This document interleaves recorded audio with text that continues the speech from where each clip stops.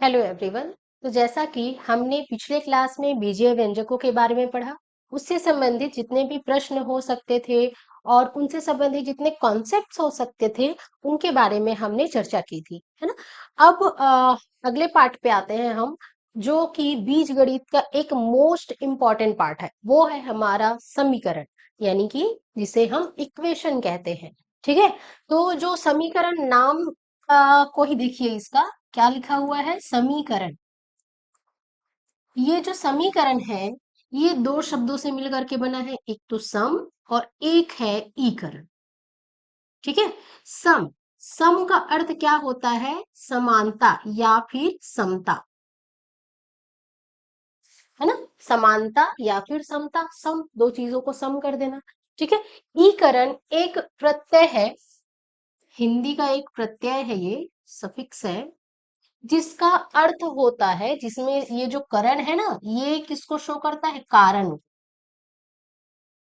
कारण यानी कि करने वाला या बनाने वाला, है ना, बनाना लिख सकते हैं। ठीक है। करना, बनाना, करने वाला या बनाने वाला। ठीक है। तो पूरा अगर इसका अर्थ देखा जाए समीकरण का, तो समता बनाने वाला जो वर्ड होता है वो क्या कहलाता है, हमारा समीकरण कहलाता है।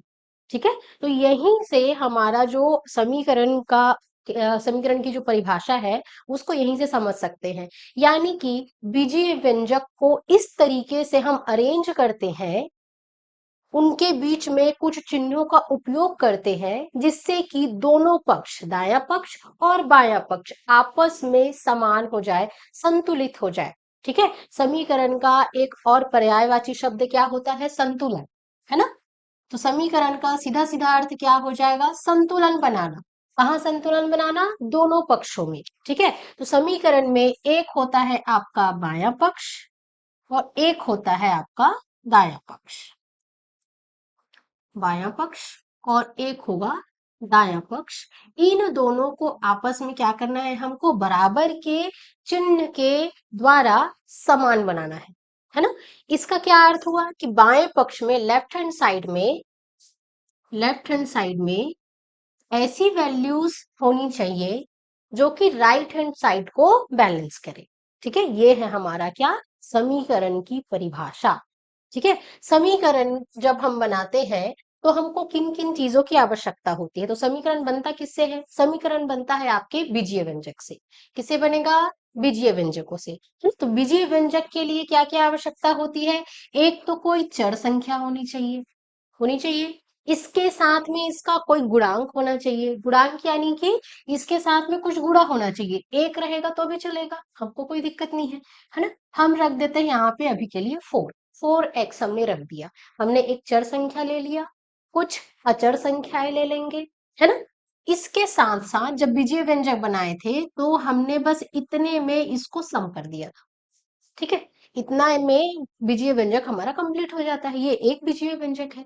ठीक है। समीकरण बनाने के लिए क्या करना पड़ेगा हमको, दायां पक्ष और बायां पक्ष दोनों लेना पड़ेगा। एक पक्ष तो बन गया, हमको अब दूसरा पक्ष भी चाहिए, चाहिए, है ना। तो दूसरे पक्ष में क्या आ जाएगा हमारा, मान लेते हैं हमने 9 रख दिया।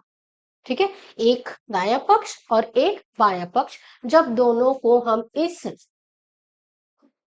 बराबर के चिन्ह के द्वारा जोड़ देते हैं आपस में, तो ये जो एक्सप्रेशन बना, ये जो पूरा स्ट्रक्चर बना है, वो आपका क्या कहलाता है, समीकरण कहलाता है। आई होप इतना समझ में आ गया हो गया। अब देखते हैं कि इसमें मुख्य अवयव क्या क्या है। तो पहला तो आपका चर संख्या है, चर संख्या का एक गुणांक, ठीक है, जो कि एक अचर संख्या होगी। कुछ अचर संख्याएं होंगी, संक्रिया होगी, यहाँ पे मैंने प्लस लिया है, वहां पे हम माइनस भी यूज कर सकते हैं। और समता का चिन्ह होगा, समता का, समानता का, इक्विटी का क्या होगा, एक चिन्ह होगा। ठीक है ना। अब देखिए क्या क्या है आपके पास, चर, चर में क्या क्या आ जाएगा, ए बी एक्स वाई, इस तरीके से आएंगे। अचर, अचर में कांस्टेंट में नंबर्स आएंगे, 2 5 -7, जो भी ले सकते हैं। गुणांक, अब जैसे कि 5x लिखा है, तो 5x में जो 5 है वो किसका गुणांक है, x का गुणांक है। ठीक है।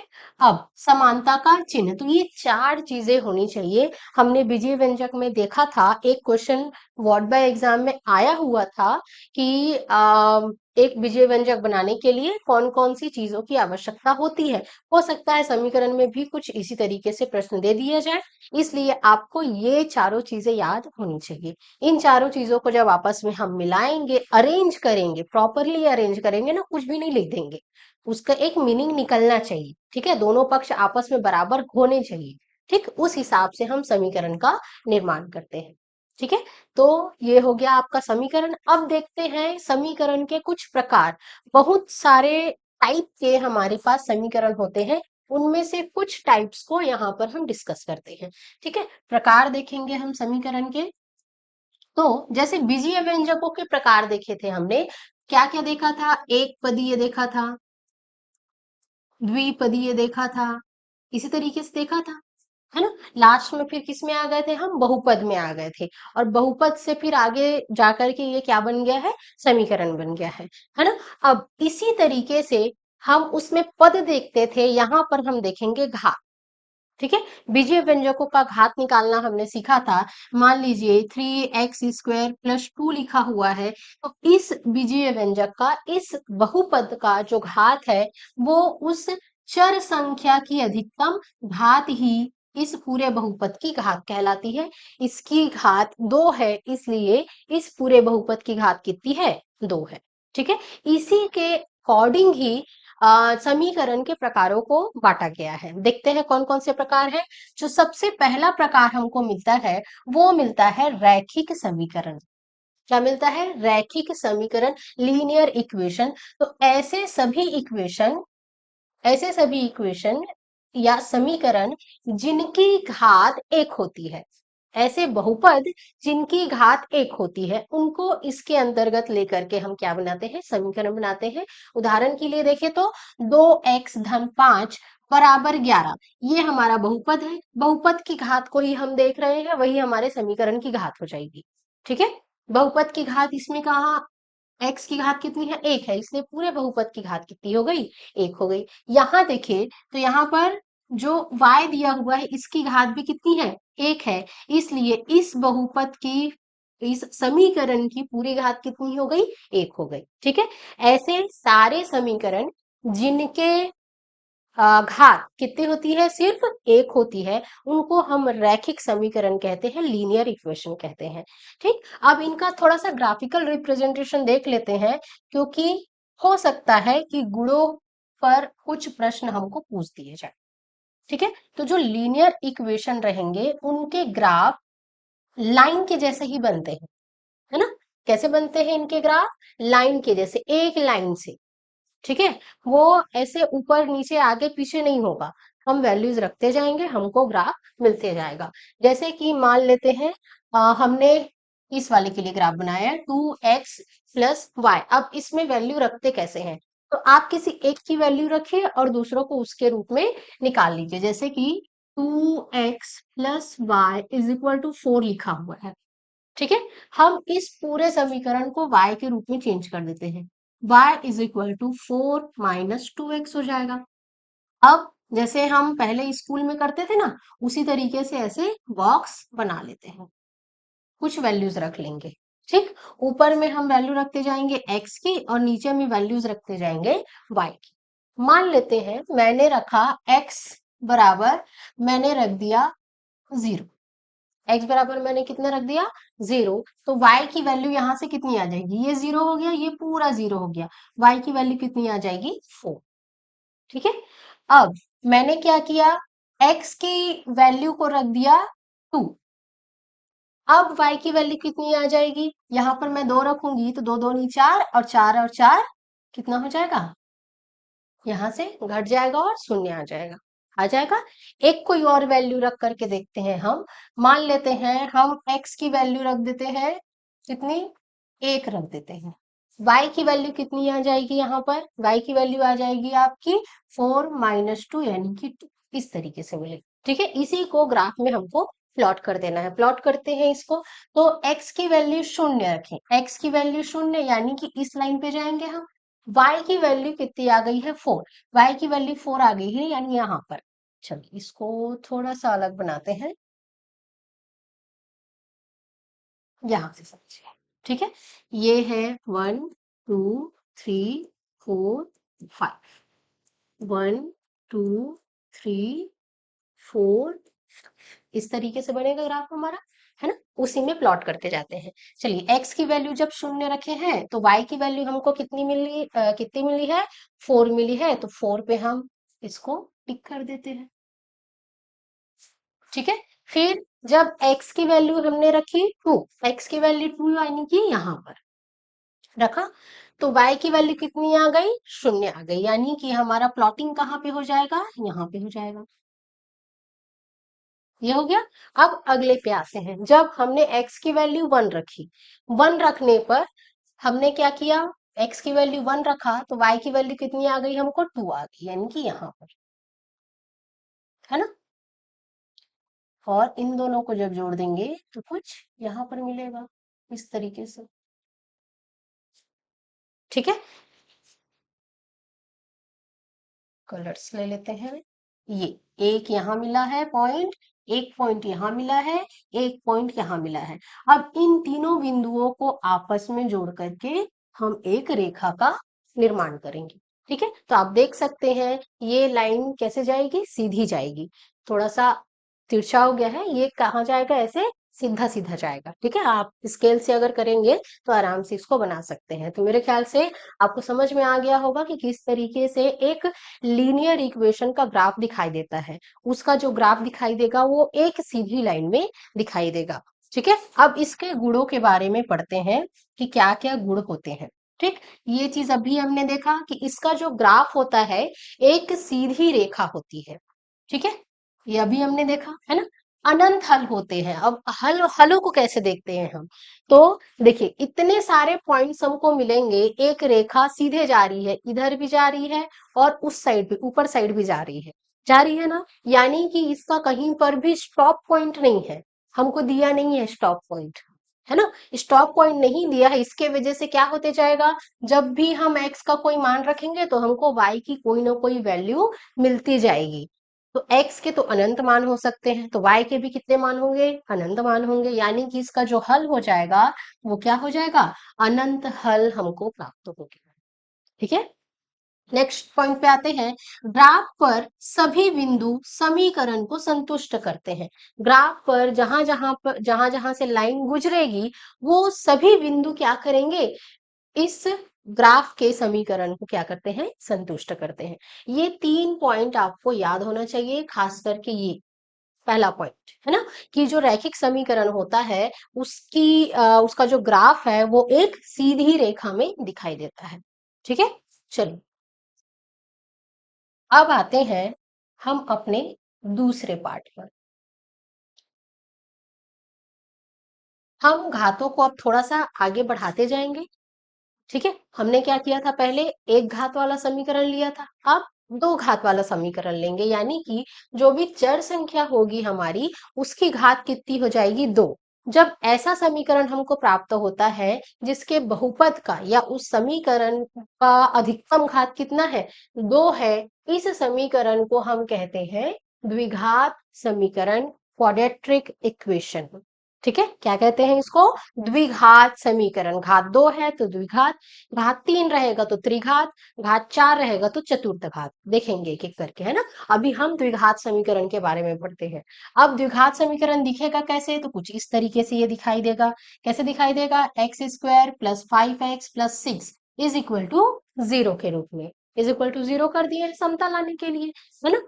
2x² - 3x + 1 is equal to 0। ठीक है, ये दो उदाहरण है किसके, द्विघात समीकरण के। इसका जो समीकरण है उसकी अधिकतम घात कितनी है, 2। ठीक, तो इसका जो ग्राफ होता है वो कुछ इस तरीके से दिखाई देता है।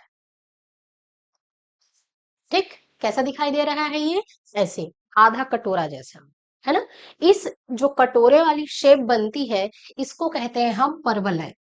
क्या कहते हैं, परवलय, पैराबोला। ठीक है, ये जो कटोरे जैसे शेप बन रही है, यू जैसे शेप बन रहा है, इस शेप को क्या कहा जाता है? परवलय आकृति या पैराबोला कहा जाता है। ठीक है, तो इस ग्राफ, जैसे इसका ग्राफ बना है उसी तरीके से एक्स का मान रख कर वाई का मान निकाल करके आप ये ग्राफ प्लॉट कर सकते हैं। ठीक है, इसको आप घर पे कीजिएगा। अभी हम देखते हैं कि इसके क्या क्या गुण हो सकते हैं। तो अभी हमने देखा ये जो आकृति बन रही है वो कैसी बन रही है? परवलयाकार बन रही है ना। तो इसका जो ग्राफ होगा, द्विघात समीकरण जो ग्राफ बनाता है वो एक परवलय बनाता है, पैराबोला बनाता है। ठीक है, अब इसमें देखिए इसकी अधिकतम जो घात है वो कितनी है? 2 है। तो इसका जो अधिकतम हल होगा वो हमको 2 प्राप्त होगा। अब रैखिक समीकरण में आप कहेंगे कि इसका क्या अधिकतम एक ही हल हो सकता है? नहीं, क्योंकि वो अनंत बिंदुओं तक जाकर के क्या है, सीमित नहीं है ना, वो असीमित तरीके से वो रेखा क्या है, आगे बढ़ रही है। इस वजह से कहीं पर भी उसका एंड पॉइंट हमको नहीं मिल रहा है। इस कारण उसका कोई एक हल होता है ये हम नहीं कह सकते। ठीक है, अब यहाँ पर देखिए तो अधिकतम 2 हल हो सकते हैं। आप एक चीज नोट करके रखिएगा कि जितनी घात होगी रैखिक समीकरण को छोड़ करके, समीकरण की जितनी घात होगी उतने ही उसके हल होंगे, उतने ही उसके शून्यक होंगे, उतने ही उसके हमको मूल प्राप्त होंगे। तीनों चीजें सिमिलर है, अलग अलग जगह पे अलग अलग बोल दिया जाता है। जैसे कि हमने बहुपद पढ़ा था तो वहां पे शून्यक पढ़ा था, है ना। अभी समीकरण पढ़ रहे हैं तो यहाँ पर हम उसको हल कहेंगे या तो फिर मूल कहेंगे। क्या कहेंगे? मूल, रूट कहेंगे। ठीक है, चलिए, तो इसके कितने हल प्राप्त हो सकते हैं? हमको 2 हल प्राप्त हो सकते हैं। ग्राफ पर एक्स अक्ष को 0, 1 या 2 बिंदुओं पर, या तो एक भी बिंदु पर ना काटे, या तो किसी एक बिंदु पर काटे, या अधिकतम 2 बिंदुओं पर वो क्या करेगा? कट करेगा। देखिए यहाँ पर एक बिंदु यहाँ पर कट किया है ना, और एक बिंदु यहाँ पर कट किया है। इसके अलावा वो कहीं पे भी एक्स को कट नहीं करेगा, सीधा कहाँ जाएगा? वो वाई अक्ष पे जाएगा। ये बात हमको याद रखनी है। ठीक है, अगर समीकरण की घात 2 है तो वो एक्स अक्ष को कितनी बार, अधिकतम कितनी बार काट सकती है? 2 बार काट सकती है। 2 से कम काट सकती है। हो सकता है एक भी बार ना काटे, हो सकता है ये वाला जो समीकरण है कुछ ऐसा समीकरण मिल जाए जो हमको इस तरीके से ग्राफ दे देगा, है ना। तो एक्स अक्ष को कहीं पर भी वो नहीं काट रहा है, यानी कि 0 टाइम्स वो काटेगा। हो सकता है कुछ हमको मिल जाए जो कि ऐसे काटे, यहाँ पे भी पैराबोला बन रहा है, यानी ये भी किसका होगा? एक्स स्क्वायर समथिंग का होगा, है ना। अब देखिए यहाँ पर वो सिर्फ एक जगह पे काट रहा है। ठीक है, और तीसरा कंडीशन, ये 2 जगह पे काट सकता है। तो ये इन तीनों के अलावा जो द्विघात समीकरण है वो एक्स अक्ष को कहीं पर भी नहीं काटेगा। मेरे ख्याल से समझ में आ गया होगा। इस पॉइंट को आप अच्छे से नोट कर लेंगे, क्योंकि व्यापम का जो अभी का पैटर्न है वो ऐसे ही कॉन्सेप्ट पे बेस्ड है ना। मैच द फॉलोइंग में ऐसी दे देता है कि एक्स अक्ष पे कहाँ पे काटेगा, कितनी बार काट सकता है अधिकतम। ठीक है, तो आप इन पॉइंट्स को अच्छे से नोट करेंगे। ये हो गया क्या हमारा? द्विघात समीकरण। अब इसी पे आगे बढ़ते हैं, इसी का एक और प्रकार देखते हैं हम, क्या? त्रिघात समीकरण। अब जैसा आपने द्विघात समीकरण पढ़ा है सेम टू सेम उसी तरीके से क्या चलेगा? त्रिघात समीकरण चलेगा। त्रिघात समीकरण की परिभाषा हम कैसे दे सकते हैं? ऐसे समीकरण जिनके चर की अधिकतम घात 3 होती है। ऐसे सभी समीकरण जिनके चर की अधिकतम घात कितनी होती है? 3 होती है। ऐसे समीकरणों को हम किस नाम से जानते हैं? त्रिघात समीकरण के नाम से जानते हैं, क्यूबिक इक्वेशन कहते हैं। ठीक है, अब इसका ग्राफ देखिए एक बार कैसा बना है? सर्कुलाकार बना है, वक्र के जैसे बना है। किसके जैसे दिख रहा है? ये एस के जैसे दिख रहा है ना। इस तरीके से भी बन सकता है। कुछ ग्राफ हमको मिलेंगे जो कि इस तरीके से भी प्राप्त हो सकते हैं, है ना। तो एस की आकृति में ये ग्राफ बनता है। जो द्विघात समीकरण था वो कैसे बनता था? यू की आकृति में, है ना, एक कटोरे जैसे शेप बन जाता था। यहाँ पे एक वक्र की आकृति बनती है जो कि किसके जैसे दिखाई देती है? एस के जैसे, इंग्लिश के लेटर एस के जैसे दिखाई देती है। तो देखते हैं इसके गुण को पढ़ते हैं। इसका जो ग्राफ होता है वो एस आकार की वक्र रेखा क्यूबिक कर्व होता है। ठीक है, इसके अधिकतम, अब जैसे हमने पहले पढ़ा था, जितनी घात होगी उतने अधिकतम हल प्राप्त किए जा सकते हैं। तो इसकी जो अधिकतम घात है वो कितनी है, 3 है। यानी कि इसके अधिकतम कितने हल प्राप्त हो सकते हैं, 3 हल प्राप्त हो सकते हैं। अब एक्स अक्ष पर ये अधिकतम कितने बिंदुओं को काट सकता है, तो अधिकतम काट सकता है ये 3 बिंदुओं को, और मैक्सिमम हो सकता है कि एक भी बिंदु को ना काटे, है ना। जैसे कि ये है, मान लो ये ऐसा आकृति यही बन गया, तो कर्व तो बन रहा है ना, यानी कि वो क्यूबिक इक्वेशन होगा, लेकिन वो एक्स अक्ष को कहीं पर भी नहीं काट रही है। हो सकता है ये आकृति कैसे बन गई हो, इस तरीके से सिर्फ एक जगह पे काट रही हो, तब भी तो बन रहा है ना।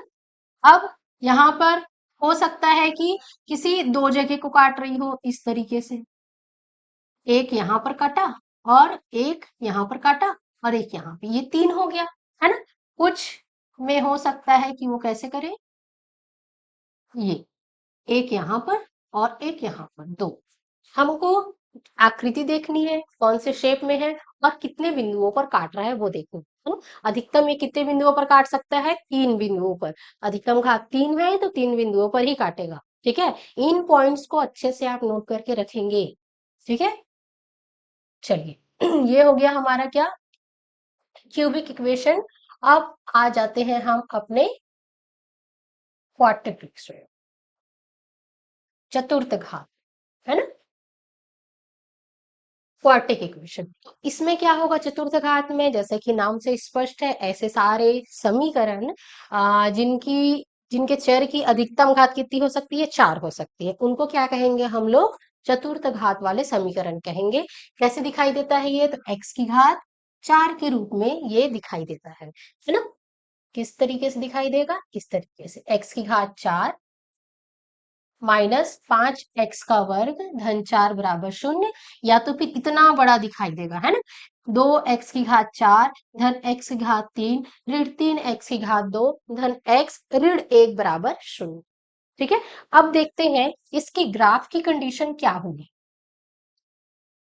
ग्राफ की कंडीशन इसकी क्या हो सकती है। तो इसका जो ग्राफ है ये आपको कैसे दिखाई दे रहा है, डब्लू के जैसे, है ना। और अगर इसको उल्टा कर दिया जाए तो ये कैसा दिखाई देगा, एम के जैसे। तो इसके दो ग्राफ बनते हैं, या तो डब्लू के जैसे दिखाई देगा या तो एम के जैसे दिखाई देगा। ठीक है, तो दोनों तरीके से आप इसको याद रखेंगे। जो चतुर्थ घात का समीकरण होता है उसका जो इक्वेशन का ग्राफ बनता है वो या तो डब्लू के शेप में रहेगा या तो फिर एम के शेप में रहेगा।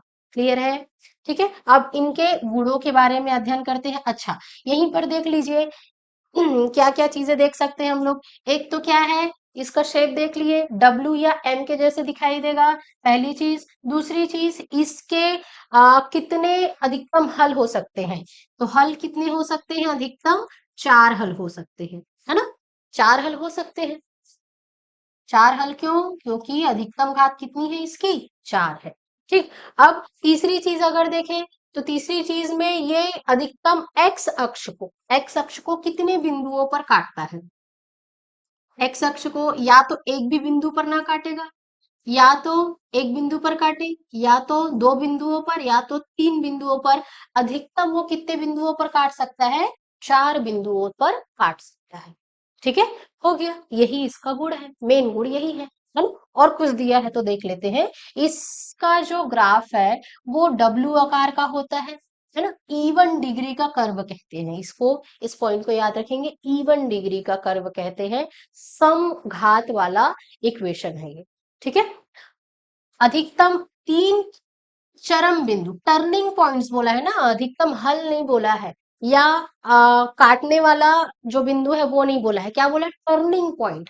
टर्निंग पॉइंट मतलब जैसे कि हम यहाँ से ऐसे जा रहे थे, यहाँ तक गए, फिर यहाँ से ऐसे मुड़ गए, ये है हमारा पहला टर्निंग पॉइंट। ठीक है, फिर यहां से अगर हमको ऊपर जाना है तो ऐसे जाएंगे, यहाँ पर दूसरा टर्निंग पॉइंट आ गया। अब यहाँ से अगर हमको फिर नीचे जाना है तो ऐसे जाएंगे, यहाँ पर टर्निंग पॉइंट आ गया, है ना। ये सब क्या कहलाते हैं, हमारे टर्निंग पॉइंट्स कहलाते हैं। ये हमारा टर्निंग पॉइंट, ये और ये। तो देख लीजिए, जब हमने एम बनाया या जब हमने डब्ल्यू बनाया तो हमको कितने टर्निंग पॉइंट्स मिले हैं, कितने टर्निंग पॉइंट्स मिले हैं, ये 1 2 3। यहाँ पे भी ये 1 2 3 उसी चीज को यहाँ पर लिखा है कि अधिकतम 3 चरम बिंदु टर्निंग पॉइंट्स हो सकते हैं, 3 टर्निंग पॉइंट्स हो सकते हैं। अगला देखें तो ग्राफ का दोनों सिरा समान दिशा में जाता है, देख लीजिए, चाहे हम एम बनाए चाहे हम डब्ल्यू बनाए, दोनों सिरा हमेशा एक ही ओर रहेगा। ठीक है, अब ग्राफ एक्स अक्ष को अधिकतम कितने बिंदुओं पर काट सकता है? 4 बिंदुओं पर काट सकता है, इसके बारे में हमने जानकारी ले ली वहां पर। वाई अक्ष को किसी भी एक बिंदु पर काटता है। ठीक है, वाई अक्ष को जरूरी नहीं है कि वो सभी बिंदुओं पर काटे, अधिकतम कितना काट सकता है? अधिकतम नहीं बोलेंगे, किसी भी एक बिंदु पर काटता है ये हम कह सकते हैं, है ना। जैसे कि हमने ये डब्ल्यू बनाया है ना, तो यहाँ पर कट किया, अब ऊपर गया थोड़ा, ठीक, फिर वो नीचे आ गया, तो देखो यहाँ पर केवल सिर्फ इसी जगह पे काटेगा। कहाँ पर काटता है वो? जब x का मान 0 रहेगा तभी वो y अक्ष को काटेगा, वरना नहीं काटेगा। क्लियर है? ठीक है, ये पॉइंट्स आपको मेरे ख्याल से समझ में आ गए होंगे। इनसे संबंधित कुछ क्वेश्चन मिलते हैं, उनको हम हल करेंगे, है ना। चलिए पहले, अब देखिए, हमको 10वीं के लेवल तक का पढ़ना है। हम तैयारी किसकी कर रहे हैं? 8वीं तक की, लेकिन पढ़ना कहाँ तक है हमको? 10वीं तक का, क्योंकि हमारा जो सिलेबस डिफाइन किया गया है वो लगभग 10वीं तक के सिलेबस को कवर करता है। इससे ऊपर नहीं पूछता 10वीं में। 10वीं में तो द्विघात समीकरण तक पूछता है, लेकिन हम त्रिघात और चतुर्थ घात को भी लेकर के चल रहे हैं, क्योंकि व्यापम का कोई भरोसा नहीं है कि कहाँ पर कैसा प्रश्न को वो मोड़ के दे दे, है ना। सिमिलर सिमिलर करके वो बहुत सारे क्वेश्चन बना देता है। ठीक है, इसलिए कुछ चीजों को और हम पढ़ लेते हैं उसके साथ में। चलिए आगे देखते हैं हम। तो ये कुछ सर्व समीकाएं हैं, ये आप स्कूल से बहुत पढ़ते आए होंगे। ए प्लस बी का whole square is equal to A square plus B square plus 2ab, है ना। यही सर्व समीका, इनको क्या कहा जाता है? सर्व समीका। ठीक है, आइडेंटिटीज क्या कहेंगे? सर्व समीका। सर्व समीका ऐसे समीकरण होते हैं जो सर्वव्याप्य होते हैं। ठीक है, सर्वव्याप्त होते हैं, उनका जो मान है वो हम नहीं बदल सकते। ठीक, चलिए तो ये सभी आप नोट कर लेंगे। ठीक, इसमें अब ये तो आपको याद करना पड़ेगा, लेकिन मैं इसको बनाने का एक टेक्निक बता देती हूँ आपको। जो होल स्क्वायर वाले रहते हैं ना, होल स्क्वायर वाले, होल क्यूब वाले, इनको बनाने का एक टेक्निक है, वो हम देख लेते हैं। ठीक है, ये सारे सर्व समीकरण आपको याद होनी चाहिए, ताकि आप जल्दी जल्दी कैलकुलेशन कर सके। इनका बहुत जगह पे यूज होता है ना। तो चलिए देखते हैं हम कि इनको बनाते कैसे हैं। एक पिरामिड के जैसे बनाते हैं। ठीक है, आपको एक चीज याद रखना है, क्या? 1 to 1। क्या याद रखना है? 1 to 1, आपको ये याद रखना है। ठीक है, बाकी चीजें बन जाएगी। अब जब अगले स्टेप में आएंगे तो ये क्या हो जाएगा? हमारा 1 का 1 हो जाएगा। अब ध्यान से देखिएगा क्या करेंगे, इन दोनों को जोड़ करके यहाँ लिखेंगे, 3 हो जाएगा। इन दोनों को जोड़ करके यहाँ लिखेंगे, 3 हो जाएगा। अब इसको क्या करेंगे? फिर से इधर लिख देंगे, ये जिगजैग, जिगजैग जैसे वो चलते जाएगा। ठीक, अगला स्टेप फिर से है, ये हो जाएगा 1। इनको जोड़ के लिखेंगे तो क्या हो जाएगा? 4। इनको जोड़ के लिखेंगे तो क्या हो जाएगा? इन दोनों को आपस में जोड़ा, इन दोनों को जोड़ेंगे तो 6 हो जाएगा। इन दोनों को जोड़ेंगे तो कितना आ जाएगा आपका? 4। और फिर से ये क्या आ जाएगा? 1। ठीक, अब आगे आते हैं, ये हो जाएगा हमारा 1। इन दोनों को जोड़ने से आ गया 5। यहाँ आ जाएगा आपका 10। ये हो जाएगा फिर से 10। ये हो गया आपका 5 और ये हो गया। ठीक है, इसी क्रम में और आगे बढ़ना चाहें तो हम कर सकते हैं। 1 6, यहाँ पर आ जाएगा आपका 15, यहाँ पर आ जाएगा आपका 10 और 10 20, यहाँ आ जाएगा 15, यहाँ आ जाएगा 6 और ये फिर हो जाएगा 1। ठीक है, बस इतना ही देखते हैं, बहुत बड़ा प्रश्न नहीं आता है। ठीक है, इसको अरेंज कैसे करते हैं वो देखते हैं। अब देखिए 1 to 1 हमने लिखा है, है ना। अब क्या करेंगे, हमारे पास दो चर होते हैं ए और बी या फिर एक्स और वाई, उन्हीं को इनके बीच में फीड करते जाना है। कैसे फीड करेंगे हम, चलिए देखिए। क्या करेंगे, जो ए है ना उसकी घात को कम करते जाएंगे और पीछे साइड से बी के घात को कम करते जाएंगे। कैसे, यहां पर मैंने लिखा ए का वर्ग, ठीक है।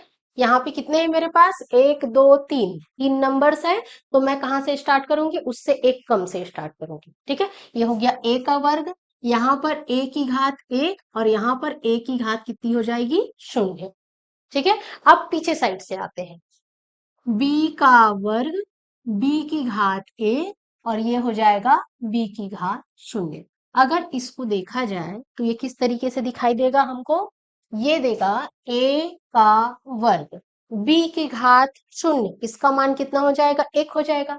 इसको क्या लिख सकते हैं, 2ab लिख सकते हैं, है ना।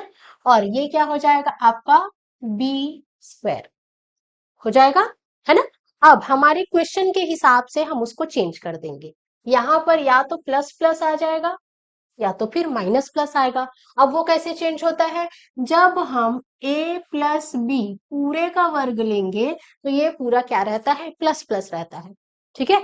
अब यहीं पर अगर प्लस की जगह पे माइनस ले ले, अल्टरनेट में प्लस माइनस होते जाएगा, यानी पहला वाला प्लस, दूसरा वाला माइनस, ठीक है, फिर तीसरा वाला फिर से प्लस, ठीक। बस इतनी सारी चीजें हमारे चेंज हो गई, मेरे ख्याल से समझ में आया होगा।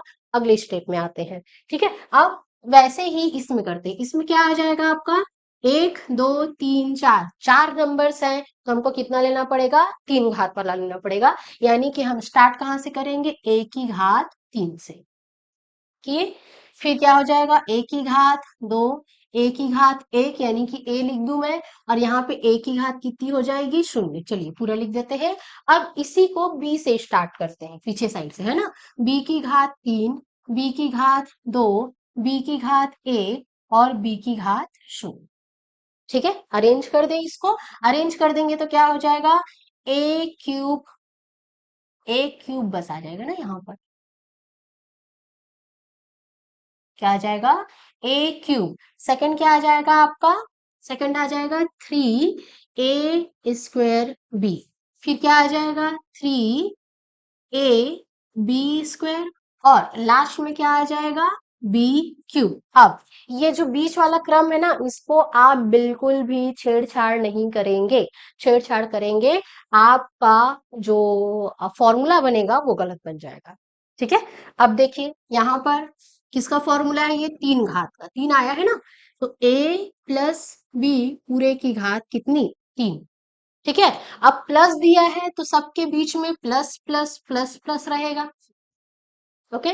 और अगर बीच में माइनस दिया है, ए माइनस बी का क्यूब, तो हमको क्या करना है, अल्टरनेट चलना है, स्टार्टिंग से स्टार्ट करेंगे ना, ये प्लस है, ये हो जाएगा माइनस, ठीक है, ये प्लस रहेगा और ये बन जाएगा माइनस, यानी कि जब हम माइनस वाला लेंगे तो क्या बन जाएगा ये, इसको अगर मैं हटा दूं,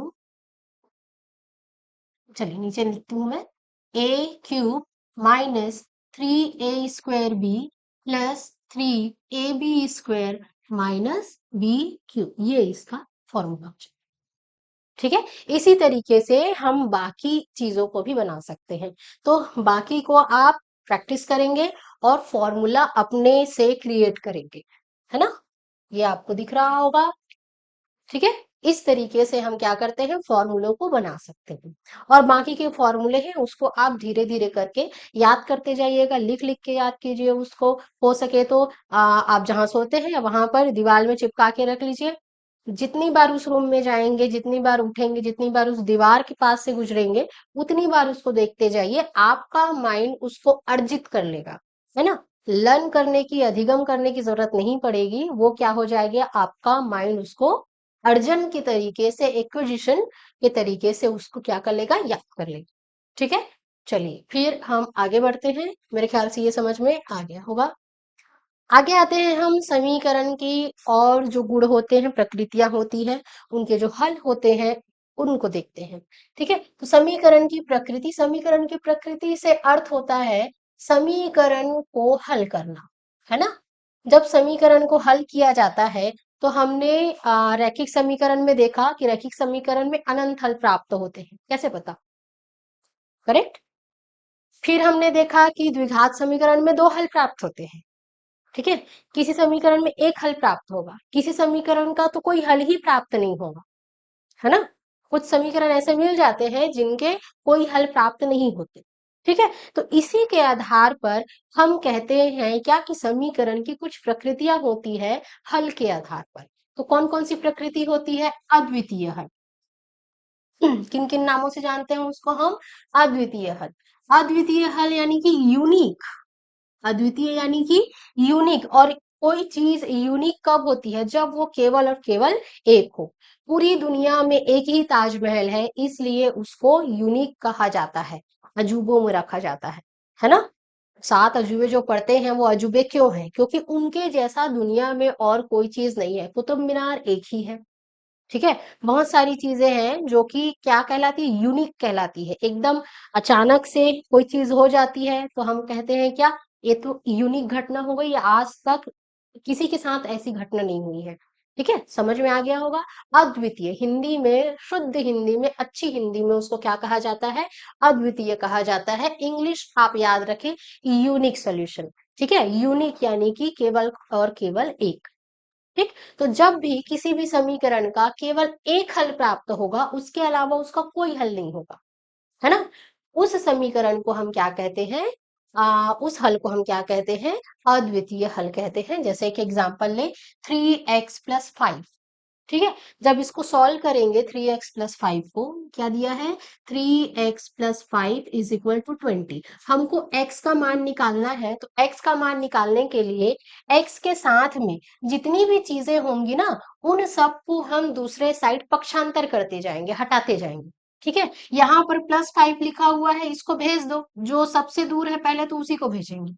3x+5 ऐसे लिखा है ना, एक्स के साथ में 3 तो चिपका हुआ है, 5 थोड़ा सा दूर है, तो 5 को पहले भेज दो। तो ये क्या हो जाएगा? ये 20 ऐसी का ऐसी रहेगा, ये 5 इधर धन था, दूसरे साइड आके क्या बन जाता है? वो ऋण हो जाता है। जब पक्षांतर करते हैं तो उनके चिन्ह बदल जाते हैं। ये 3x बराबर, इसको घटाएंगे कितना आ जाएगा? ये 15। x बराबर 15। अब देखिए यहाँ जो 3 है वो x के साथ में गुणा में है, तो दूसरे साइड जा करके उसका चिन्ह बदल जाएगा। गुणा किसमें बदल जाएगा? भाग में बदल जाएगा, यानी कि ये कितना आ जाएगा? 3 आ जाएगा, और x/3 आ जाएगा। और यहाँ पर x का मान कितना आ जाएगा? 3 एकम 3 और 3×5 15। तो x का मान हमको कितना मिल गया? 5 मिल गया। क्या x का कोई और हल हो सकता है? अगर मैं यहाँ पर 5 रखूं तो 5×3 = 15 धन 5 20 आ जाएगा। अगर मैं इस x के जगह पे 1 रख दूं तो क्या आ जाएगा? तो 3 एकम 3 हो जाएगा। 1 रख रहे हैं ना हम, क्या रख रहे हैं? 1 रख रहे हैं। तो 3 1 + 5 हल करके देखिए, इसको क्या आएगा? ये 3 हो जाएगा, ये 5 हो जाएगा, और ये कितना हो जाएगा मिलके? 8। क्या 20 आया? दोनों पक्ष बराबर होने चाहिए ना। 20 आया क्या? नहीं आया। 20 नहीं आया, इसलिए इस समीकरण के लिए x बराबर 5 के अलावा कोई भी दूसरा हल प्राप्त नहीं किया जा सकता, ठीक है। जब दूसरा हल प्राप्त नहीं किया जा सकता, इसलिए ये हल क्या कहलाता है? अद्वितीय हल कहलाता है, ठीक है। आई थिंक क्लियर हो गया होगा, है ना। चलिए अब आगे आते हैं हम हमारे अनंत हल पर, ठीक। तो कुछ समीकरण ऐसे होते हैं जिनके बहुत सारे हल प्राप्त होते हैं। जैसे हमने देखा ना, x बराबर 5 आ गया, वहां पर x बराबर 1 रखने से हमारी वैल्यू नहीं आई। लेकिन कुछ समीकरण ऐसे होते हैं जिनके क्या होते जाते हैं? मान बदलते जाते हैं, और समीकरण उसी हिसाब से फिट बैठते जाता है, ठीक है। जैसे हमने रैखिक समीकरण देखा था ना। रैखिक समीकरण में क्या होता था? पूरी सरल रेखा पर जितने भी बिंदु होते थे, उन सब के लिए वो समीकरण संतुष्ट होता था। चलिए देखते हैं, एक समीकरण हमको कुछ इस तरीके से दिया हुआ है, ठीक। दोनों साइड को हल करेंगे क्योंकि हमको समीकरण को पूरा हल करना रहता है। जब देखिए इसको हल करेंगे, अगर 2x+3 इसको मल्टीप्लाई करेंगे तो क्या आ जाएगा? ये 2x, और 2 का 3 से गुणा करेंगे तो 6। अब देखिए ये आपस में मिलकर के क्या हो गया? 0। है ना। दोनों एक दूसरे में क्या हो जाते हैं, आपस में बराबर हो जाते हैं। इसीलिए हमको क्या प्राप्त होते हैं, अनंत हल प्राप्त होते हैं। रैखिक समीकरण जो होते हैं लगभग अनंत हल ही देते हैं। ठीक है, कुछ इस तरीके से उनको अरेंज किया जाता है जिससे हमको क्या मिल जाएगा, अनंत हल। अब उसको अनंत हल है ऐसा जानेंगे कैसे, अगर 0 = 0 के फॉर्म में आ गया, 0 = 0 यही ना, इसके अलावा कोई नंबर नहीं। 1 = 1 नहीं, 1 और 1 को काटेंगे तो 0 ही आ जाएगा घटाने से, है ना। तो 0 = 0 के फॉर्म में अगर हमको कोई समीकरण का हल मिलता है तो हम उसको क्या कहेंगे, अनंत हल कहेंगे। ठीक है, इसी क्रम में आगे बढ़े तो हम अपने तीसरे में आ जाते हैं, नो सॉल्यूशन पे।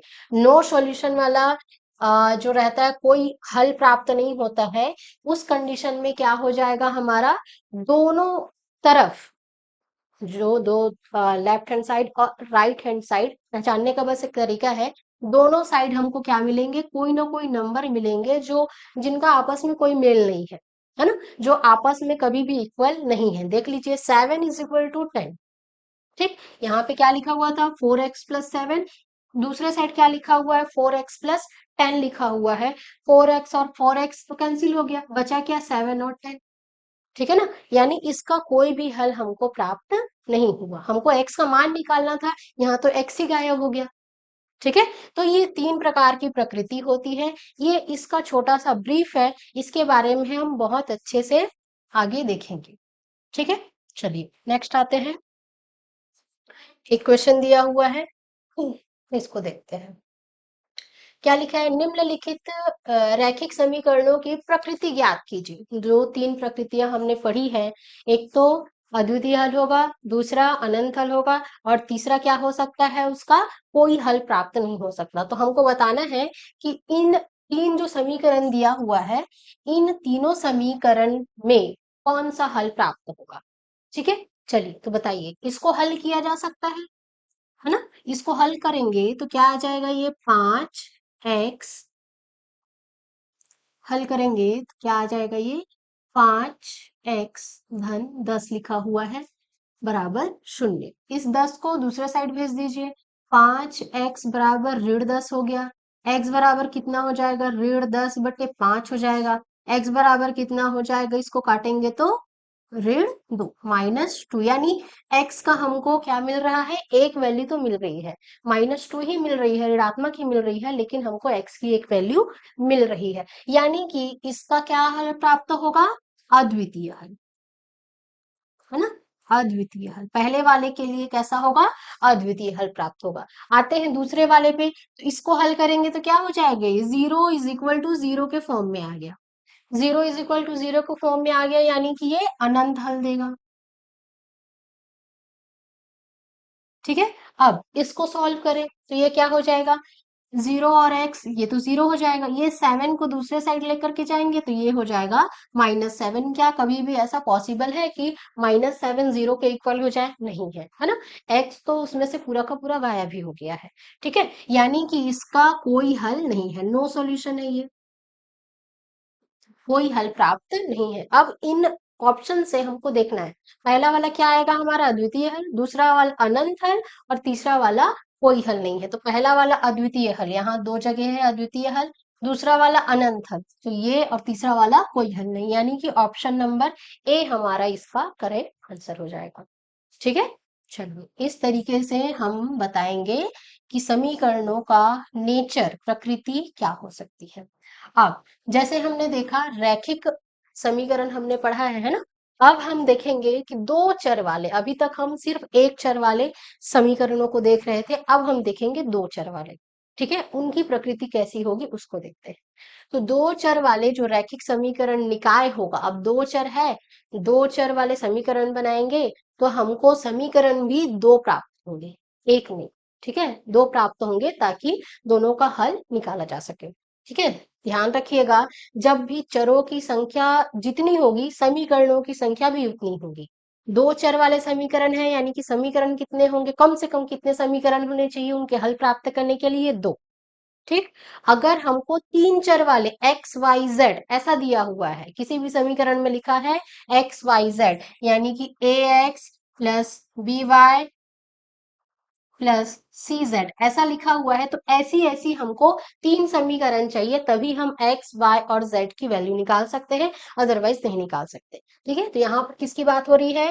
दो चर वाले रैखिक समीकरण, यानी कि घात एक वाले दो चर, घात एक होगी जिनकी, चरों की घात एक होगी, ऐसे वाले समीकरण को देखना है। तो जब ऐसा बोलते हैं ना, तो हम उसको निकाय कहते हैं, एक सिस्टम बन जाता है, एक पेयर के फॉर्म में मिल जाता है हमको। तो दो समीकरण हमको मिले, पहला समीकरण और ये दूसरा समीकरण। ठीक है, अब इनमें देखिए, ये A1 क्या क्या लिखा हुआ है? A1 B1 C1, A2 B2 C2, ये सारे के सारे क्या है? कांस्टेंट्स है, नियतांक है, इनका कोई मान होगा जो कि फिक्स होगा।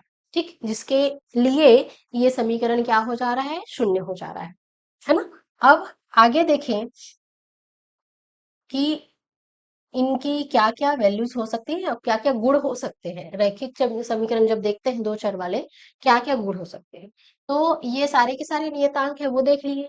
A1 और B1 दोनों एक साथ शून्य नहीं हो सकते, क्योंकि अगर ऐसा हुआ तो C1 जीरो हो जाएगा, ये भी शून्य हो गया, ये भी शून्य हो गया, ये गायब हो गया, पूरा का पूरा जीरो हो गया, यानी C1 किसके इक्वल आ गया? जीरो, तो पूरा का पूरा शून्य हो गया, तो कोई मतलब ही नहीं रहा हमारे समीकरण का।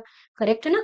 वैसे ही A2 और B2 दोनों एक साथ कभी भी शून्य नहीं हो सकते, है ना, पहले समीकरण के लिए और दूसरे समीकरण के लिए, दोनों के लिए यहाँ पर डिफाइन किया गया है। ठीक है, चलिए आगे देखते हैं। ये हमारे दो चर वाले रैखिक समीकरण हो गए, और ऐसे समीकरणों का जो निकाय है उसको हल कैसे करते हैं उसको देखते हैं। इसको हल करने की बहुत सारी विधि है, हम एक छोटा सा तरीका अपनाते हैं अभी, है ना। आ, यहाँ पर हम विलोपन विधि, चलिए इसको बाद में हल करेंगे, पहले हम विधियों को पढ़ लेते हैं ताकि उन विधियों को यहाँ पर अप्लाई किया जा सके। देखते हैं कौन कौन सी विधियां हमारे पास होती हैं समीकरणों को हल करने की। ये है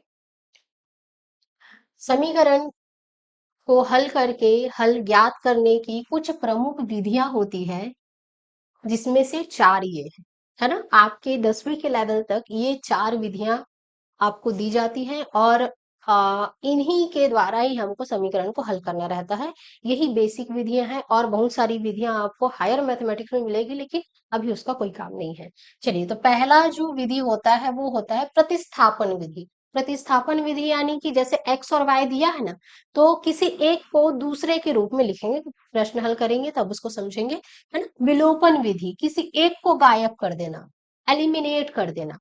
तीसरा है आलेखी विधि। आलेखी मतलब ग्राफ, जो अभी हमने ग्राफ बनाया था ना, सीखा है ग्राफ बनाना, तो उस ग्राफ के द्वारा हम कैसे हल प्राप्त कर सकते हैं।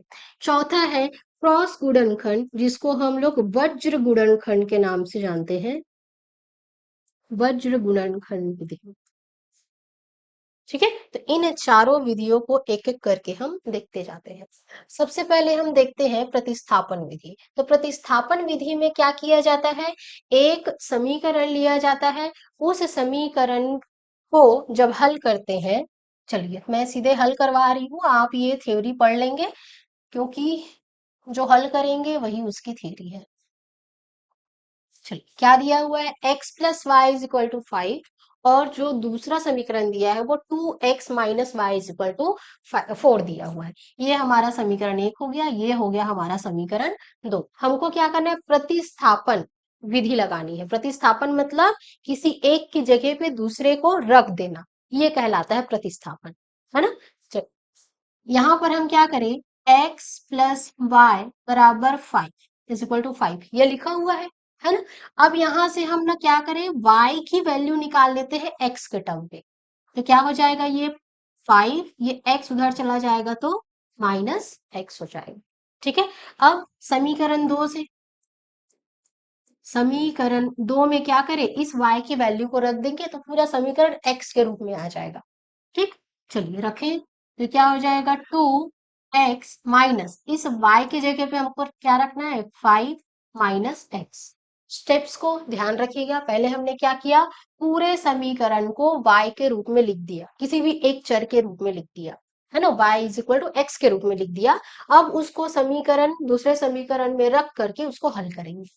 इज इक्वल टू कितना है, ये 4 है, ये 2x हो गया, यहाँ माइनस का अंदर मल्टीप्लाई हो जाएगा तो ये -5 और ये plus x is equal to 4 हो जाएगा। ठीक है, एक्स एक्स वाले टर्म को एक साथ रख लीजिए, 2x प्लस एक्स, ये 4, ये 5 उस साइड जा करके +5 बन जाएगा पक्षांतर करने पे। यहाँ पर ये दोनों जुड़ करके क्या बन जाएंगे, 3x, और ये बन जाएगा कितना, 9। यहाँ से x इज इक्वल टू 9 और ये 3 नीचे आ जाएगा, भाग हो जाएगा, तो x बराबर कितना आ जाएगा, 3। x की कितनी वैल्यू आई है, 3। अब ये जो समीकरण मिला है ना हमको, ये तीसरा समीकरण है हमारा। ठीक है, तीसरा समीकरण नहीं रखना है तो मत रखिए। ठीक है, हम क्या करेंगे, इस x के मान को यहाँ पर रख देंगे और हमको y की वैल्यू मिल जाएगी। y की वैल्यू निकालने के लिए हम क्या करेंगे, यहाँ से x के मान को रख देंगे 5, और यहाँ x की वैल्यू कितनी आई है, 3। 5 माइनस 3 यानी कि y इज इक्वल टू कितना होगा, तो x इज इक्वल टू 3 आया, y इज इक्वल टू 2 आया। ये दो मान हमको मिले। ठीक है, इस तरीके से हम प्रतिस्थापन विधि को अप्लाई करते हैं, है ना। आपको यहाँ पर इसकी परिभाषा दी हुई है। ठीक, प्रतिस्थापन विधि दो चर वाले रैखिक समीकरणों के निकाय को हल करने की एक विधि है। इसमें पहले एक समीकरण से एक चर का मान दूसरे चर के रूप में ज्ञात करते हैं, वही काम किया हमने, है ना। पहले हमने क्या किया, y का मान x के रूप में ज्ञात किया था। फिर क्या किया था, इसके बाद उस मान को दूसरे समीकरण में प्रतिस्थापित करके दूसरे चर का मान ज्ञात कर लिया जाता है। चरण को आप याद रखेंगे क्योंकि व्यापम चरण को दे देता है सीक्वेंस में जमाने के लिए, है ना। सबसे पहले क्या किया, किसी एक समीकरण से एक चर का मान दूसरे चर के रूप में ज्ञात किया, प्राप्त मान को दूसरे समीकरण में प्रतिस्थापित किया, है ना। दूसरे समीकरण में हमने y के मान को रखा था, दूसरे चर का मान फिर ज्ञात किया, y का मान वहां से निकाल लिया, x का मान वहां से निकाल लिया, फिर प्राप्त मान को किसी एक मूल समीकरण में रखकर पहले चर का मान ज्ञात कर लिया जाता है। मान जब प्राप्त हो जाता है तो समीकरण में रखकर, किसी भी समीकरण में रख करके उसके उत्तर की जांच की जा सकती है। ठीक है, चलो अब इसी से रिलेटेड एक क्वेश्चन हम देख लेते हैं। ये तो इसका तरीका है कि किस तरीके से प्रतिस्थापन विधि को अप्लाई किया जाता है। अब हम देखते हैं कि व्यापम के पैटर्न के हिसाब से कैसे क्वेश्चन बन सकते हैं। तो ये क्वेश्चन देखिए, क्या लिखा हुआ है, दो चर वाले रैखिक समीकरणों, क्या क्या समीकरण दिया, ये पहला समीकरण दिया है हमको, x plus Y is equal to 14, और दूसरा समीकरण दिया है x minus Y is equal to 4। क्या क्या दिया है, x plus Y is equal to 14 और x minus Y is equal to 4। ये दो समीकरण हमको दिए हैं। अब नीचे पढ़ते हैं, प्रतिस्थापन विधि से हल करने के संबंध में यहाँ पर क्या क्या होगा। पहला क्या दिया हमको, समीकरण 2 से पृथक्करण करने पर x is equal to Y plus 4 प्राप्त होता है। क्या होता है, करेक्ट है। हमको इसको क्या करना पड़ेगा, बताना पड़ेगा कौन कौन सा करेक्ट है ना। समीकरण 2, ये समीकरण 1 है हमारा, और ये समीकरण 2। जब इसको हम हल करेंगे तो क्या मिलेगा हमको, x is equal to Y plus 4, 4 plus Y मिलेगा, जिसको y प्लस 4 लिख सकते हैं, यानी कि ये करेक्ट। ठीक है, इस प्राप्त x के मान को समीकरण 1 में प्रस्थापित करने पर 2y plus 4 is equal to 14 प्राप्त होगा। अब समीकरण 1 में रख दीजिए x के मान को, x के मान को यहाँ पर रखेंगे ना, इस वाली जगह पे क्या हो जाएगा, y प्लस 4, और ये y पहले से है, इज इक्वल टू 14। अब इसको हल करेंगे तो क्या आ जाएगा, 2y प्लस 4 इक्वल टू 14। इतना दिया है क्या, 2y plus 4 is equal to 14। इसका निर्माण हुआ, ये भी करेक्ट है। ठीक है, इस चर वाले समीकरण को हल करने पर y का मान जो है वो 5 प्राप्त होता है, बोल रहा है।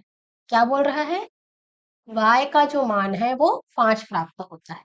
ठीक है, ये पहला स्टेप था, ये दूसरा वाला था। अब तीसरा वाला क्या बोल रहा है कि इसको हल करें, इसको हल करेंगे तो ये हो जाएगा 2y, ये 4 उधर चला जाएगा, यानी कि 14 minus 4, 2y, is equal to 10, Y is equal to कितना आ जाएगा 10/2 इक्वल टू 5, यानी कि ये भी करेक्ट है। ठीक है, y का मान हमको क्या मिला है 5 मिला है। ठीक, अब आते हैं हमारे चौथे में कि y के मान को वापस रखने पर x का मान 9 प्राप्त होता है। y के मान को रखेंगे किसमें, समीकरण 1 में रखे या तो फिर समीकरण 2 में, दोनों में से किसी एक में रखते हैं। मान लेते हैं हम समीकरण 2 में रख देते हैं इसको। तो x का मान तो हमको नहीं मिला है ना समीकरण 2 से, y का मान कितना रखना है 5 इज इक्वल टू 4, तो x इज इक्वल टू 4 + 5, यानी x इज इक्वल टू कितना आ गया 9, यानी कि ये वाला ऑप्शन भी हमारा क्या है करेक्ट है। ठीक है, हमको क्या मिला है y बराबर कितना मिला है 5 और x बराबर कितना मिला है 9 मिला है, ये वाला भी करेक्ट। अगला देखिए, इन दोनों चरों को आपस में गुणा करने से xy इज इक्वल टू 40 मिलता है, 40 मिलता है क्या, देख लीजिए 5 और 9 को गुणा करने से 5 9 कितना हो जाएगा 45, 40 तो नहीं आएगा, यहाँ पे कितना दिया हुआ है 40, यानी कि ये वाला ऑप्शन आपका इनकरेक्ट हो जाएगा। तो हम किसके किसके साथ जाएंगे, जे के एल और एम के साथ। कहाँ दिया है आपका जे के एल और एम, जहां एन है वो तो कैंसिल हो जाएगा है ना, ऑप्शन नंबर बी आपका क्या हो जाएगा करेक्ट आंसर हो जाएगा। ठीक है, आई होप समझ में आया होगा। चलिए अगली विधि देखते हैं फिर हम। अगली विधि है हमारी विलोपन विधि। ठीक है, विलोपन विधि में क्या किया जाता है, किसी एक का लोप कर दिया जाता है घटा करके, है ना। कैसे करेंगे इसको, कैसे करेंगे, एक क्वेश्चन ही ले लेते हैं हम।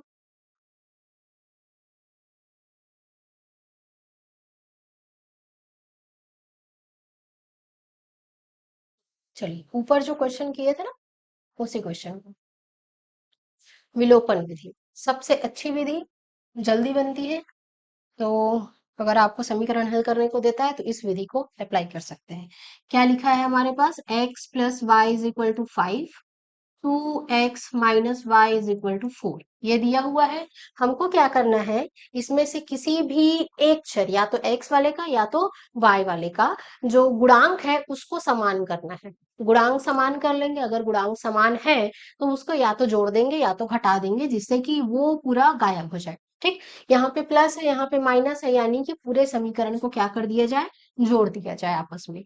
तो लेफ्ट लेफ्ट वाला एक साथ जुड़ेगा, राइट राइट वाला राइट में जुड़ेगा। लेफ्ट वाले को जोड़ेंगे तो ये हो जाएगा 3x, इन दोनों को जोड़ेंगे तो ये तो हो जाएगा 0, और इधर क्या आ जाएगा 9। तो 3x इज इक्वल टू आ गया 9, x इज इक्वल टू कितना आ जाएगा आपका 3 आ जाएगा। ठीक है, अब इसके समीकरण के मान को कहीं पर भी रख देंगे तो दूसरा वाला आ जाएगा, या फिर दोबारा हम विलोपन विधि फिर से लगा सकते हैं। अब किसके लिए लगा देंगे हम, एक्स के लिए लगाएंगे है ना, तो एक्स के गुणांक को तो पहले बराबर करना पड़ेगा।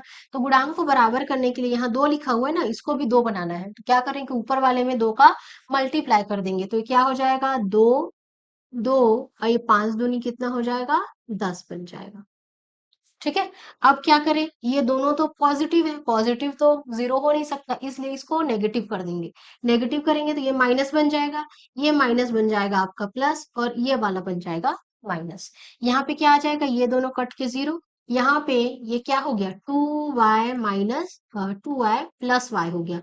नए वाले चिन्ह को लेंगे ना, पुराने वाले चिन्ह को नहीं लेंगे। इधर क्या बच जाएगा आपका 10 - 4, यहाँ हो जाएगा ये 3y इज इक्वल टू कितना हो जाएगा ये 6, y इज इक्वल टू कितना आ जाएगा 2। x का मान कितना आया 3, और y का मान कितना आ गया 2। ये है हमारा क्या विलोपन विधि। इस तरीके से विलोपन विधि को अप्लाई करते हैं। चलिए इसमें से अब एक क्वेश्चन दिया हुआ है, उसको हम हल कर लेते हैं। दो चर वाले रैखिक समीकरणों को विलोपन विधि से हल करने के चरणों को सही तार्किक क्रम में व्यवस्थित कीजिए। चलिए करते हैं। पहला क्या दिया हुआ है, दोनों रैखिक समीकरणों को ax + by + c के मानक रूप में व्यवस्थित कीजिए। व्यवस्थित किया जाता है सबसे पहले, है ना। उसके बाद किसी एक चर x या फिर y के गुणांकों को समान करने के लिए पूरे समीकरण में उचित संख्या से गुणा करते हैं, जैसे कि हमने इस वाले में किया था, है ना। इसमें क्या किया था हमने, 2 का गुणा किया था, पूरे समीकरण में किया था, है ना, उसी चीज को बोल रहे हो। तो हमने कर दिया गुणा, ये पहला हो गया हमारा, ये इसका क्रम दूसरा हो जाएगा। तीसरा क्या दिया, गुणांक समान होने पर चिन्ह के आधार पर समीकरणों को जोड़कर या फिर घटाकर उस चर का विलोपन करते हैं। तो देखा था हमने यहाँ पर माइनस प्लस अरेंज किया था ना, तो हमने घटाया या तो फिर जोड़ा, दोनों में से जो हो सकता था। तो यही क्रम अपनाया था हमने भी, है ना।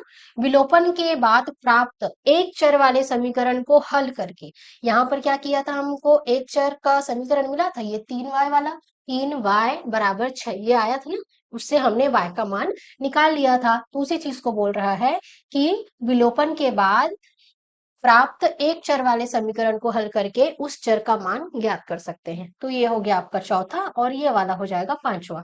तो ये पूरा का पूरा क्रम में है, यानी कि कौन सा आ जाएगा, JKLMN। ऑप्शन नंबर ए आपका करेक्ट आंसर हो जाएगा। ठीक है, जरूरी नहीं है कि इसी क्रम में आपको दे, हो सकता है ऊपर नीचे दे दे इसको, है ना। आपको देखना है पूरा पढ़ के कि कौन सा क्रम पहले आएगा। ठीक, अब आते हैं हम किस में, हमारे आलेखी विधि में। तो आलेखी विधि में क्या किया जाता है, आलेखी विधि में जो इम्पोर्टेंट है वो ये है, उसको देखेंगे। आलेखी विधि में क्या जाता है, पहले ग्राफ बनाया जाता है, ग्राफ के दोनों बिंदुओं को रख करके देखा जाता है, फिर उसको क्या करेंगे हम, ग्राफ जैसे ग्राफ पहले देखे थे ना, ग्राफ में हमको बहुत सारे बिंदु मिले थे, कैसे बनाए थे, इस तरीके से एक्स और वाई, है ना, यही इनके हल है। यहीं पे जो हमको हल मिल रहा है ना, एक्स के प्रत्येक मान के लिए वाई का जो मान मिल रहा है वही एक्स और वाई का हल है, वही हमारी ग्राफिकल मेथड है। ठीक है, उसमें और कुछ नहीं करना है हमको। ठीक, हमको आलेखी विधि से सिर्फ ये बताना रहता है कि उसका हल कैसे निकाल सकते हैं, है ना। नॉर्मल जो इक्वेशन रहते हैं उसको तो हल करके हम अद्वितीय हल या फिर अनंत हल या तो फिर क्या निकाल रहे थे, कोई हल नहीं है ऐसा याद कर रहे थे। लेकिन हम समीकरण जो आलेखी विधि से हल होते हैं उसकी प्रकृति को कैसे दें, चलिए। यदि दोनों रेखाएं एक बिंदु पर प्रतिच्छेद करें, एक बिंदु पर प्रतिच्छेद करें यानी कि ऐसा हमारा ग्राफ बना है, और हो सकता है हमने ऐसा ग्राफ बनाया, और हमारी जो रेखाएं हैं वो किस तरीके से जा रही है, एक रेखा ऐसी जा रही है, और जो दूसरी रेखा है, जो दूसरी रेखा है वो कुछ इस तरीके से जा रही है। ठीक है, ये दोनों रेखाएं आपस में किस बिंदु पर मिल रही है, इस बिंदु पर। ठीक है, एक बिंदु पर, किसी भी एक बिंदु पर क्या कर रही है, प्रतिच्छेद कर रही है। तो यदि दोनों रेखाएं एक बिंदु पर प्रतिच्छेद करती है तो हमको क्या मिलता है, एक अद्वितीय हल प्राप्त होता है। ठीक है, यदि दोनों रेखाएं समपाती हो जाए, समपाती कहने का अर्थ क्या है, एक रेखा, एक रेखा है और दूसरी रेखा भी उसी के ऊपर चल जाए, ऐसे। ठीक, एक दूसरे के ऊपर ऐसे ओवरलैप हो जाए, तब हमको क्या प्राप्त होता है, अनंत हल प्राप्त होता है। ठीक है, यदि दोनों रेखाएं समांतर हो जाए तब की कंडीशन में क्या होगा, एक रेखा हमारी कुछ इस तरीके से गई, और जो दूसरी रेखा है वो हमारी कैसे चली गई, इसी के समानांतर ऐसी, जो कहीं भी एक दूसरे को कट नहीं करेगी। जब कट ही नहीं कर रहा है तो उसका सॉल्यूशन आपको कहाँ से मिलेगा, है ना। दोनों रेखाएं कहीं ना कहीं एक दूसरे को कट करनी चाहिए। यहाँ देखिए हर जगह पे टच कर रही है, कट कर रही है, तो अनंत फल प्राप्त हो गए। यहाँ एक ही जगह पे कट कर रही थी इसलिए एक हल प्राप्त हुआ, यहाँ पर कहीं भी टच नहीं कर रहा है, कट नहीं कर रहा है, इसलिए हमको कोई भी हल प्राप्त नहीं होगा। ठीक है, ये हो गया आपका आलेखी विधि। अब हम आते हैं हमारी लास्ट विधि जो कि है वज्र गुणनखंड विधि। वज्र गुणनखंड विधि को हम इस तरीके से हल करते हैं। ठीक, ये जो सामान्य रूप दिया हुआ है ना, ऐसे हमको यदि समीकरण इन दो रूपों में दिया हुआ है, a1x plus b1y plus c1 is equal to 0, a2x plus b2y plus c2 is equal to 0, तो इसका हल कैसे प्राप्त करते हैं, इस तरीके से, इस तरीके से, यानी कि ये क्या लिखा हुआ है, x बटे b1 c1 minus b2 c2 बराबर y बटे c1 a2 minus c2 a1 बराबर 1। ये गुणांक मिल जाता है ना हमको, अनियतांक मिल जाता है जिससे कंपेयर करते हैं, a1 b1 minus a2 B. ठीक है, पहले वाले में से ए गायब रहेगा, दूसरे वाले में से बी गायब रहेगा और तीसरे वाले में से सी गायब रहेगा। ये आपको याद रखना है ना। अब जब इसको हल करेंगे हम, एक क्वेश्चन ले लेते हैं। अच्छा, ठीक है, जो पुराना क्वेश्चन था हम उसी क्वेश्चन को ले लेते हैं यहाँ पर। पुराना क्वेश्चन क्या था हमारा, एक्स क्या लिखा हुआ था, एक मिनट ना, क्या था हमारा question, X plus Y is equal to 5, 2x minus Y is equal to 4।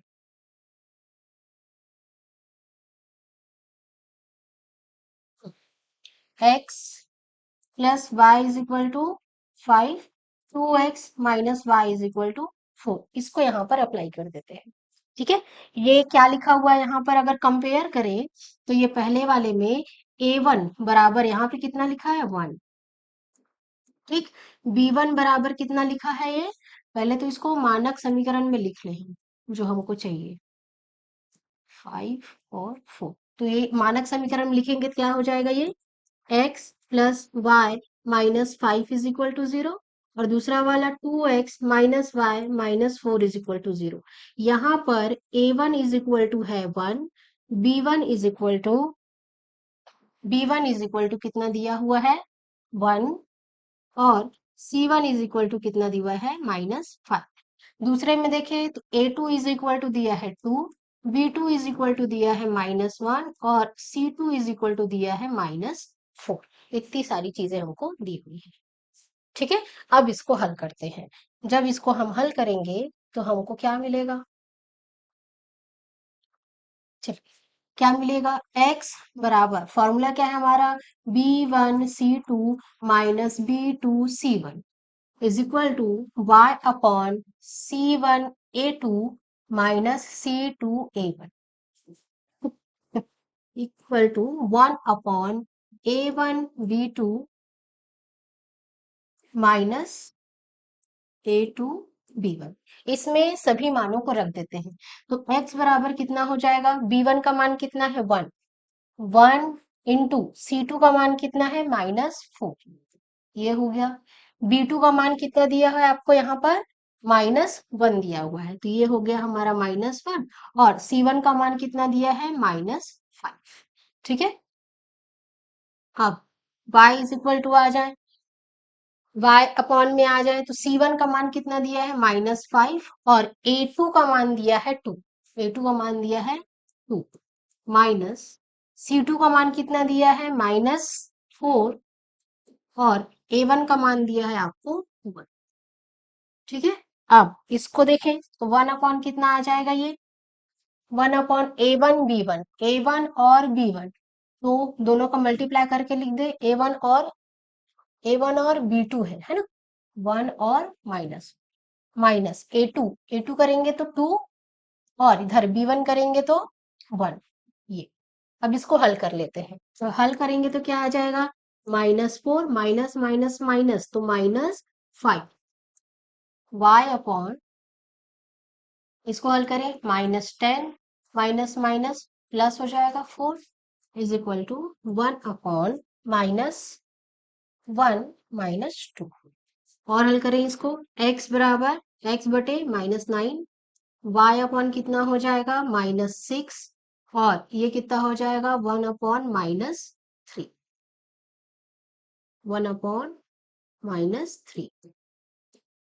ठीक है, अब दोनों को सिमिलैरिटी के बेस पे हल कर लेंगे, यानी कि इसको एक बार इसके साथ लेंगे और एक बार इसको लेंगे, तो क्या हो जाएगा, x upon -9 is equal to 1 upon -3, और एक और क्या लेंगे, y upon -6 is equal to 1 upon -3। इसको हल करने से क्या हो जाएगा, ये -9 ऊपर चला गया है ना, -9 अपॉन -3, माइनस माइनस कैंसिल, 9/3 करेंगे तो 3, तो x का मान कितना आ जाएगा, 3 आ जाएगा, 3 आ जाएगा।